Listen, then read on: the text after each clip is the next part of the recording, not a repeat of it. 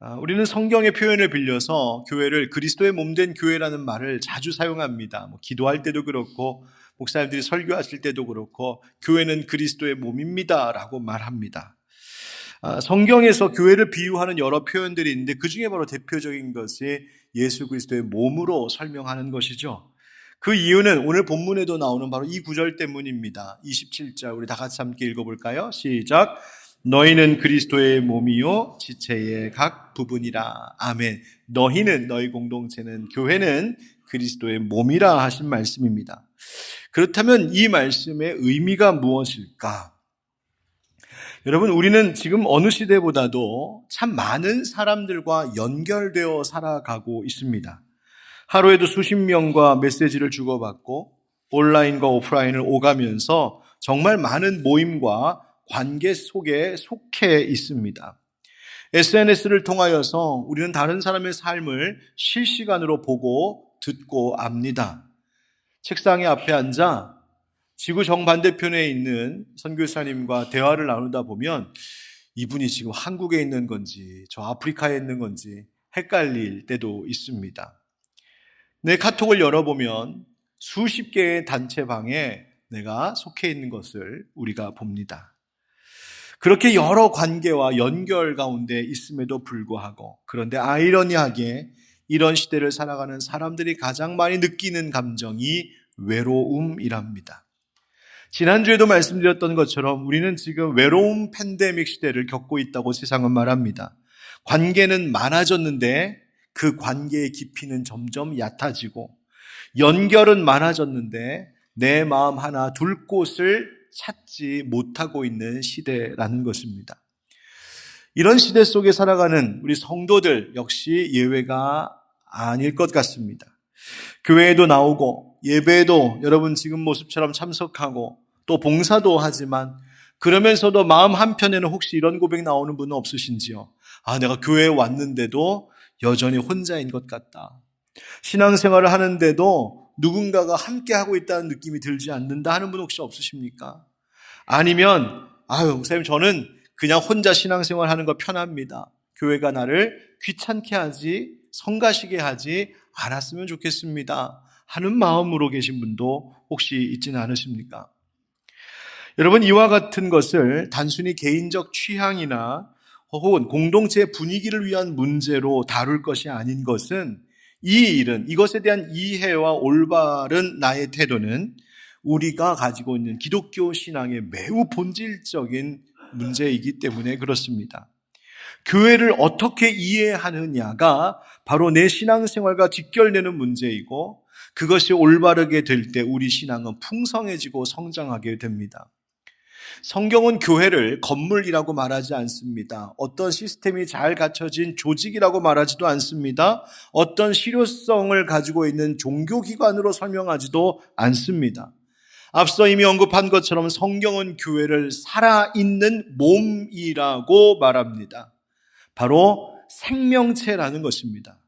여러분, 교회를 하나의 생명체로 이해하는 것이 매우 중요합니다. 그 몸의, 그 생명체의 머리는 오직 예수 그리스도 한 분뿐이신 것이죠. 거기에 연결되어 있는 것입니다.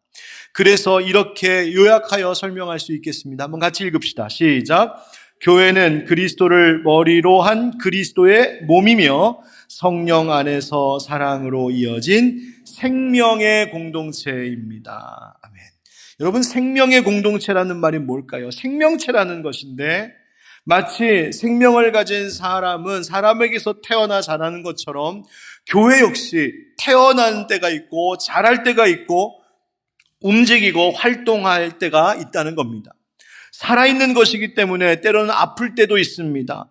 넘어질 때도 있습니다. 어려움을 겪는 시련도 있습니다. 그러나 그 과정을 통하여 교회라는 생명체는 점점 더 견고하게 든든하게 성숙하게 자라나는, 그럴 수 있는 바로 살아있는 유기적인 공동체가 교회라는 것입니다. 여러분, 이 교회의 본질을 바르게 이해하지 못하면 어떻게 될까요? 신앙생활은 연결되지 않고 그저 쉽게 개인화되고 신앙이 마치 혼자 버텨야 하는 짐처럼 느껴질 때가 있을 겁니다. 신앙생활 하면서도 기쁨이 없고 내 삶에 변화가 없고 성장과 열매도 없는 것, 그것 교회의 본질인 바로 이 공동체, 함께 연결된 생명의 공동체라는 것을 내가 충분히 이해하지 못했거나 누리지 못하고 있기 때문일 가능성이 큽니다. 그러나 교회의 본질을 바로 이해하게 되면 신앙은 혼자 감당하는 문제가 아니라 함께 살아가는 여정이요, 함께 거기서 하나님을 경험하고 하나님의 응답을 누리는 은혜의 삶이 되는 것입니다. 교회의 본질을 이해하는 것이 그래서 중요합니다. 오늘 본문 고린도전서 12장 말씀은 바로 이 교회가 무엇이며 우리가 어떤 공동체로 부름받았는지를 아주 분명하고 실제적으로 보여주고 있는 말씀인데, 여러분 오늘 말씀 우리가 함께 생각하면서 교회가 무엇인지를 다시 한번 바르게 이해하고 그동안 내가 잊고 있었던, 소홀히 여겼던 그 교회의 어떠한 속성들을 다시 기억함으로 인하여 우리 각 사람의 신앙생활이 풍성해지고 행복해지고 우리 교회 전체가 정말 하나님 보시기에 이 시대에 바른 교회다, 건강한 교회다, 교회다운 교회다, 하나님이 칭찬하실 만한 그런 우리 공동체가 되기를 예수님의 이름으로 축원드립니다. 제목이 좀 깁니다. 여러분 밑에 있는 말은 우리 한번 같이 먼저 읽어볼까요? 시작. 다름의 풍성함과 하나됨의 신비. 좀 이 말을 쉽게 푼 말이 위의 말입니다. 한번 따라합시다. 달라도 하나입니다. 여러분 솔직히 말씀드리면 교회는 그다지 편안한 공동체는 아닙니다. 교회라는 것이 그렇습니다. 왜냐하면 우리는 본능적으로 나와 좀 비슷한 사람, 나와 좀 통하는 사람, 나와 잘 맞는 사람과 함께 있기를 원하는 속성이 우리 가운데 자리하고 있기 때문입니다. 그러니 온통 다른 사람들이 모여있는 교회 안으로 들어오면 그 다름이 때때로는 불편함으로 느껴지고 갈등의 씨앗처럼 느껴질 때도 있는 것이죠. 그런데 사도 바울은 교회 안에 필연적으로 있는 그 다름에 대하여서 전혀 다른 관점으로 설명합니다. 바로 12절 13절의 말씀입니다. 몸은 하나인데 많은 지체가 있고 몸의 지체가 많으나 한 몸임과 같이 그리스도도 그러하니라. 우리가 유대인이나 헬라인이나 종이나 자유인이나 다 한 성령으로 세례를 받아 한 몸이 되었고 또 다 한 성령을 마시게 하셨느니라. 아멘. 여러분 보십시오. 교회가 하나다라고 말하는 것은 우리가 잘 통해서, 우리가 너무 잘 맞아서, 취향이 같아서, 성격과 MBTI가 좀 통해서 그래서 우리가 하나라고 이야기하지 않습니다. 성격이 잘 맞아서 이루어진 연합이 아니라는 겁니다. 교회가 하나라고 이야기하는 성경의 이유는 단 한 가지, 한 분이신 성령께서 우리를 하나로 묶으셨기 때문이라는 것입니다. 여러분, 하나님은 교회를 구성하실 때에 모든 사람을 동일하게 만들지 않으셨습니다. 하나님께서 실수하셔서 우리가 다른 것이 아니랍니다.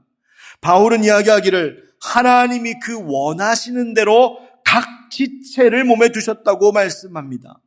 즉 하나님의 의도가 있고 하나님의 설계가 있다는 것입니다. 그 사람과 내가, 우리 목장에 있는 어느 식구와 내가 그토록 다른 것은 하나님이 실수하셨거나 우리가 편성이 잘못됐다, 행정실수다, 그것이 아니라 하나님이 의도적으로 선한 의도를 가지고 서로 다른 사람들을 붙여주셨다는 겁니다. 우리 남편과 내 아내는 너무, 우리 부부는 서로 달라요.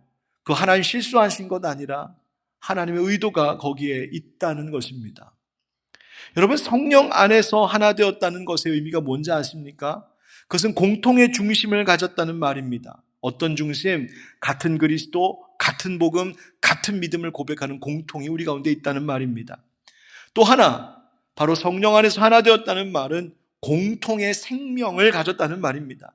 여러분과 제가, 또 여러분 각각이 서로가, 여러분 각자 다른 생명을 지금 가지고 있는 것이 아니라 우리 주님께서 허락하신 그 한 생명이 우리 가운데 공유되고 있다는 겁니다.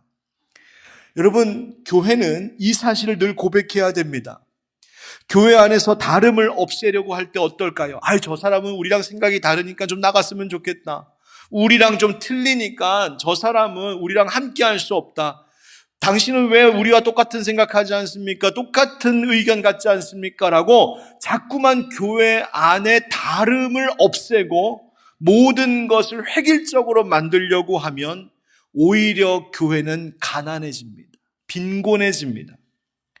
그러나 우리의 다름이 하나님께서 선한 의도를 가지고 우리에게 허락하신 선물임을 인정하고 받아들이기 시작하면 그때부터 교회는 그 다름을 통하여 풍성해지기 시작합니다. 때로는 그 다름을 이해하지 못할 때가 있습니다. 그분을 잘 설득하기 어려울 때도 있을 겁니다. 어떤 일을 할 때도 서로 생각과 의견이 다르니 그렇게 함께 맞추어가면서 한마음 한뜻 이루는 것, 시간이 오래 걸리는, 기다리고 참아야 되는 답답한 일일 수도 있습니다. 그럼에도 불구하고 그렇게 서로의 다름이 부딪힘으로 올 때마다 우리는 이 사실을 분명히 고백해야 됩니다. 우리는 같은 한 성령을 마신 한 몸입니다. 라고 하는 것 말입니다. 바로 그 사실, 성령께서 우리 가운데 함께 하심으로 그 성령 안에서 우리는 하나 됩니다 라고 하는 이 신비를 고백할 때에 바로 거기서 하나님의 살아계심과 은혜를 경험하는 것, 바로 이것이 교회라는 말입니다. 그래서 사도 바울은 에베소서 4장에서 교회를 향하여 이렇게 권면합니다. 평안에 매는 줄로 성령의 하나 되게 하신 것을 어떻게 하라? 힘써 지키라. 이미 성령께서 예수 믿는 자들을 교회를 하나 되게 하셨답니다. 하나로 묶으셨답니다. 한 성령과 한 생명을 주셨답니다. 그런데 우리의 어리석음으로, 우리의 편견으로, 우리의 선입관으로, 우리의 이기심으로 성령께서 하나 되게 하신 것을 깨뜨리는 일 하지 말고 오히려 서로 위하고 용납하고 섬기며 사랑함으로 하나 되게 하신 것을 힘써 지키라고 명령하신 겁니다. 여러분, 교회는 다릅니다. 서로 다릅니다. 그러나 달라도 하나입니다. 여러분, 나와 다름을 하나님이 주신 풍성함의 선물인 줄 알고 서로를 인정할 때에, 그 다름이 내게 부딪혀 올 때에, 여러 상황 속에서도 어느 때에든지 내가 성령 안에 있는가를 돌아보며 그 성령이라고 하는 내 삶의 밑그림, 성령이라고 하는 우리 교회의 기준에 붙들 때에 다름은 불편함이 아니라 오히려 우리를 더욱더 풍성하게 하는 하나님의 신비가 될 줄 믿습니다. 그렇게 다름 속에서도 성령으로 하나 되는 우리 교회가 되기를 주의 이름으로 축복합니다. 그런데 성령으로 하나 된다는 것에 또 다른 의미가 있는데요. 그것은 공통의 책임을 갖는다는 겁니다. 그래서 이렇게 말해볼 수 있을 것 같습니다. 유기적 공감과 상호 돌봄의 책임. 자, 위에 말 한번 따라하겠습니다. 함께 느끼고 서로 돌봅니다.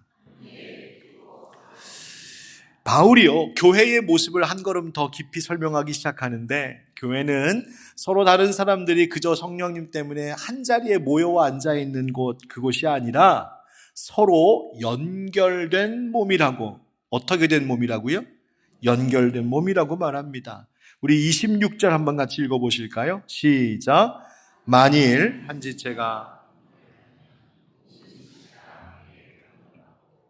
지체가 영광을 얻으면 모든 지체가 함께 즐거워하느니라. 아멘. 여러분, 이 말씀은 참 매우 도전적인 말씀입니다. 왜냐하면 이 세상은 그렇지 않기 때문에 그렇습니다. 세상은 그저 서로를 비교하면서 살아가기에 급급한 환경입니다. 그러나 교회는 비교의 공동체가 아닙니다. 교회는 세상과 달리 경쟁의 장이 아닙니다. 교회는 한 몸이기 때문에 어느 누군가의 지체의 아픔을 나의 아픔으로 여기는 것, 바로 유기적으로 그렇게 함께 느끼는 공감의 공동체가 바로 교회입니다. 여러분, 교회는 공감하는 것에서만 머물러 있지 않고 성경은 말하기를 25절 말씀에 몸 가운데에서 분쟁이 없고 오직 여러 지체가 서로 같이 뭐하게 하셨느니라? 돌보게 하신 공동체, 바로 돌봄의 공동체가 교회랍니다. 하나님은 서로를 돌보게 하셨습니다. 그저 감정적인 위로만 나누면서 아유 좋겠네요, 아유 힘들겠네요, 그냥 그것으로 끝나는 것이 아니라 실제적인 돌봄이 이루어지는 공동체, 그것이 교회이어야 한다고 말씀하십니다. 바울은 오늘 본문의 말씀에 앞서 비유로 이런 이야기합니다. 21절에 눈이 손더러 내가 너를 쓸 데가 없다 하거나, 눈이 손한테 야 보니까 손아 너는 필요가 없다, 너 이 몸에서 떨어져 나가라 하는 일이 없고, 머리가 저 밑에 있는 발 보러 야 너는 냄새 난다, 너 발 소용이 없다, 너 딴 데 가라, 그런 일이 있을 수 없답니다.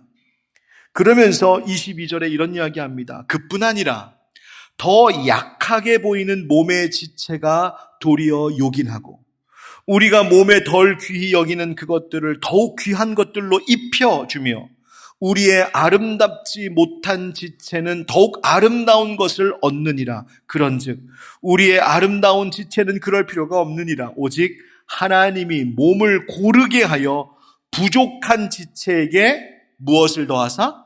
귀중함을 더하사. 여러분, 우리의 몸을 가만히 보십시오. 약한 곳을 더 귀중하게 여깁니다. 다친 곳에 상처를 싸맵니다. 힘이 없는 곳을 받쳐줍니다. 심지어 주름이 생기면 안티에이징 크림을 쳐 바릅니다. 약해졌기 때문에 우리는 약한 곳을 약하다고 버리지 않고, 약하기 때문에 더 값비싼 것, 더 귀중한 것으로 그것을 받쳐주지요. 그래야 몸 전체가 지켜지기 때문입니다. 여러분, 교회는 바로 그런 곳입니다. 왜? 예수님이 우리에게 그렇게 하셨기 때문입니다. 히브리서 4장 말씀에 보면 히브리서 기자 이런 말을 합니다. 우리에게 있는 대제사장은 우리의 연약함을 동정하지 못하실 이가 아니오. 옛날 개역 한글에는 체휼하지 못하시지 않는다, 이런 표현을 씁니다. 그 말은 그 예수님께서 몸으로 마음으로 함께 느끼고 함께 겪으신다는 말입니다. 예수님은 우리의 문제, 우리의 약함을 그저 쳐다만 보고 구경만 하시는 분이 아니라 함께 공감하시고 함께 그것을 느끼시고 그 문제를 해결하기 위하여 이 땅 가운데 육신으로 우리와 함께 사셨던 분이라고 성경이 이야기하는 겁니다. 그리고 이제 예수님이 승천하셨으니 이제 그의 몸으로 남겨진 우리 교회가 예수님이 하시던 그 일을 계속 이어해야 한다는 것입니다. 여러분, 그리스도의 몸된 교회, 바로 다른 지체의 아픔을 남의 일로 여기지 않고 함께 짐지는 것입니다. 성경이 말하는 교제, 코이노니아, 친교가 뭔지 아십니까? 그것은 단순한 친목이나 인간적 유대관계를 유지하는 것이 아니라 생명을 함께 나누는 삶의 동참을 의미합니다. 여러분, 교회는 말이 아니라 삶으로 그리스도의 몸이 됨을 보여야 합니다. 너희가 짐을 서로 지라, 서로 사랑하라고 하신 말씀을 기억하여 우리가 서로를 깊이 사랑하고 돌보는 그렇게 공감의 공동체, 돌봄의 공동체가 되기를 예수님의 이름으로 축복합니다. 마지막으로 따라하겠습니다. 모두가 귀하고 사랑스럽습니다.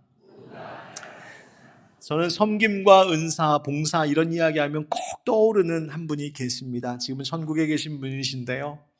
제가 거룩한 밀광성교회에서 부목사로 사역할 때 제가 3년 동안 맡고 있었던 교구에 계신 한 집사님이십니다.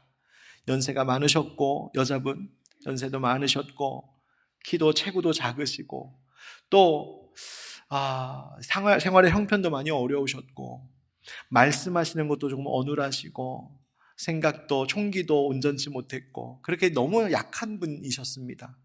한 달에 한 번씩 먹을 거 싸들고 그 가정을 신방하면 그분은 제가 올 때에 목사님 오신다고 이만한 두꺼운 방석 하나 마련해 놓고 이만한 컵에다 오렌지 주스 한 컵 따라 놓고는 저를 그렇게 기다렸던 집사님이셨습니다. 한 번은 그 집사님이 저에게, 목사님, 제가 교회에서 봉사하고 싶은데 제가 할 줄 아는 게 없어요. 어떡하죠? 저는 배운 것도 없고 말도 잘 못하고 건강도 좋지 못하고 행동이 민첩하지도 못하고 이렇게 나이도 많은데 제가 할 일이 있을까요?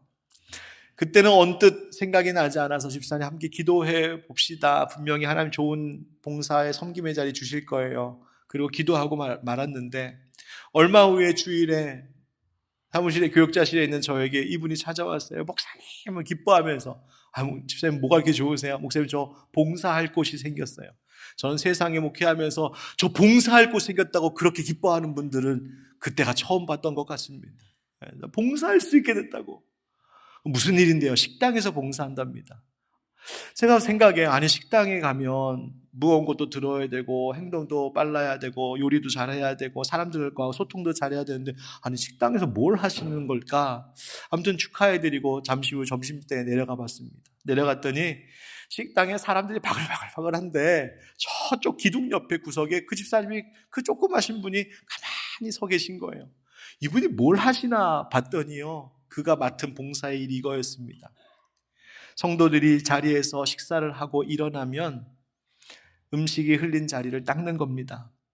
그리고 김치 그릇이 있는데 사람들이 먹고 나면 그 김치 그릇이 비어져 있을 거 아닙니까? 그럼 그 접시 가져다가 다시 리필해서 그 자리에 놓는 거. 그게 그분의 역할이었어요. 그런데 이분이 이 일을 얼마나 정성껏 하는지, 마치 막 미어캣처럼 이렇게 서갖고서 보다가 접시가 딱 비워지면 잽싸게 달려가서 거기에 가서 김치 담고 지저분한 거 닦고 그 다음 다시 제자리. 이 일을 반복하시면서도 얼마나 기뻐하시는지, 어느 누구도 알아보지 못하고 어느 누구도 잘한다 칭찬하지 않고 지금 그분이 이런 일을 하고 있는지도 모르는데, 그분이 그거 하는 모습 보면서 제가 얼마나 감사했는지, 나중에 천국 가시기 전에 권사직분 받고 하나님 나라 가셨을 텐데 저는 확신합니다. 하나님이 최고의 식탁으로 그 권사님을 대접해 주셨을 것이라고 믿습니다. 여러분, 제가 그때 깨달은 것이 있습니다. 교회 안에서의 섬김은, 헌신은, 은사는 우열이 없구나. 무엇은 하찮고 무엇은 따로 더 귀한 것 없구나. 모든 것들이 같이 있구나 하는 것입니다. 왜? 오늘 바울은 이렇게 말합니다. 28절에 하나님이 교회 중에 몇을 세우셨으니, 모든 직분과 모든 역할은 하나님이 세우신 것이랍니다.